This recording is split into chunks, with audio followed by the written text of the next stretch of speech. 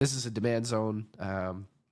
Everything looks good. Maybe even look at something like this because you're being super specific and you're like, yep, this looks really great.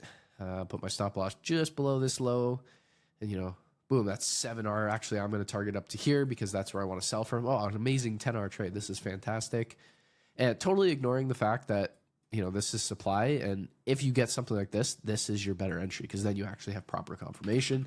But instead, you're trading, you know, if you ask yourself, and you'll hear me say this over and over again, and me saying it over and over again, but what did this demand zone do? Sure, it swept liquidity to the left. Sure, okay.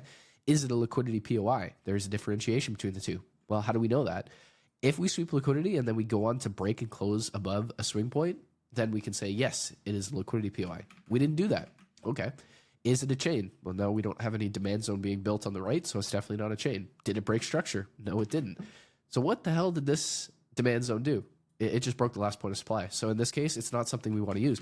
Now, if we want to use it as potentially a first level of respect, saying, okay, well, I've seen demand hold, so let's pretend the price actually reacts from this. We go on, break structure, and then we form an actual zone here. Then we ask ourselves, okay, what did this zone do? Okay, well, it's part of a chain because, yeah, this isn't the best demand zone, but we used it to say order flow is being established here. It broke structure.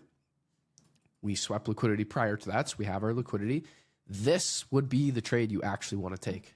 And you see the difference? I hope you do. And I hope you understand the thought process